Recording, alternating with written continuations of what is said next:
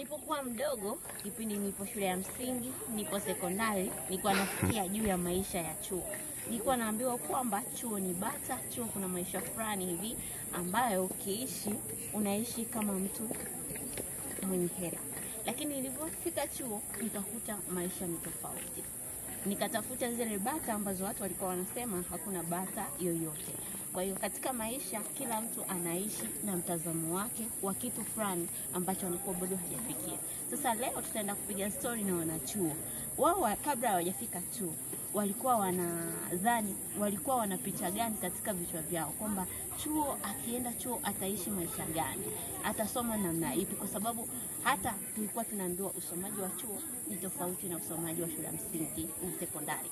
Shule ya msingi, sekondari unakuwa na mfuko likubwa, libegi likubwa, umeweka madaftari 11 20.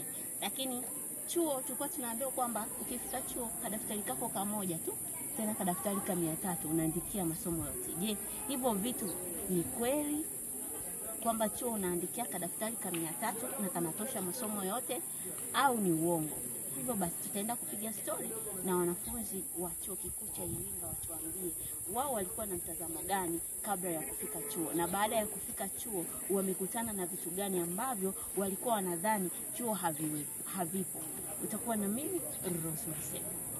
Jones Chanda ni mwanafunzi wa mwaka wa kwanza nasoma hapa chuo kikuu cha Iringa. Vitu ambavyo ni vitu vingi ambavyo nimekutana navyo wakati nafika hapa chuoni. Kwanza niliambiwa kwamba chuo ni bata, kwamba tukifika hapa tutakuwa tuna relax, lakini nilipofika hapa mambo yamekuwa ni magumu kidogo, watu wanasoma kwa nguvu, hamna bata yoyote. Kwa hiyo nilichoamini kimeenda vice versa.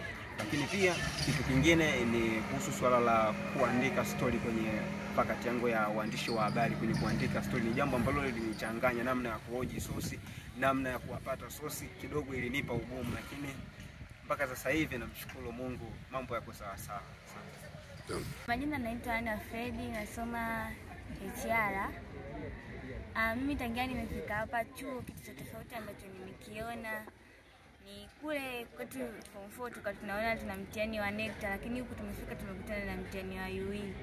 Kitu ambacho kwetu ni tofauti, ambacho tunakifanya mwisho wa semester tu. Alafu pia kuna kitu hivi tulikuwa tunasema vimbweta, wakati kule siku tulikuwa tuna vimbweta kwamba tunakaa tu tuna group tuna discuss basi. Kumbuka tunakuta tunaanza kukaa hivi.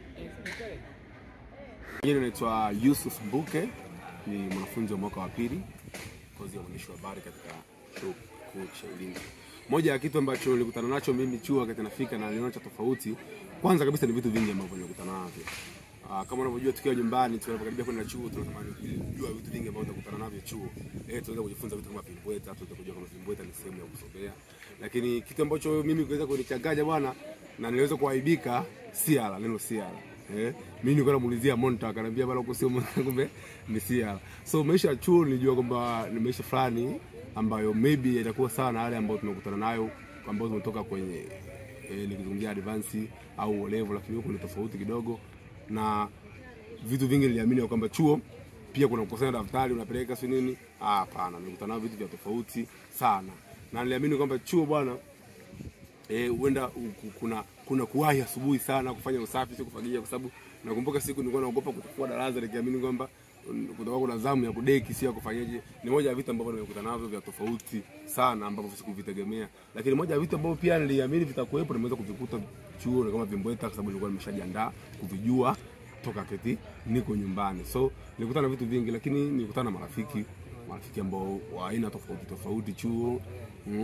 Wengine kizungumzia mpenzi, tulikutana nao huko chuo, vitu kibao ambavyo tulikutana navyo, lakini moja ya kujifunza na naamini kwamba maisha ambayo nilikuwa naishi O level advance nimeweza kubadilika kwa namna kubwa sana nilipofika chuo, na nimeweza kujifunza vitu vingi kutokana na ndugu jamaa na marafiki ambao nimekutana nao chuo.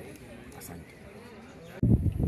Umepata kusikia wanafunzi wakitoa experience yao kabla ya kufika chuo, walikuwa wanaona maisha gani, na baada ya kufika chuo walikutana na vitu gani. Kuna watu wanachekesha, mambo yanachekesha. Mimi labda kabla ya kufika chuo nilikuwa nadhani kwamba ni kama shule ya msingi na sekondari, kipindi kiwepo kiwe kipindi hakipo, inabidi ubaki chuo mpaka ule muda wa kutoka ndo unatoka. Kumbe chuo ni tofauti bwana. Kipindi kikiwa hakipo basi unaweza kuendelea na shughuli zako, na chuo unafika muda wa kipindi. Ukishamaliza kipindi chako kama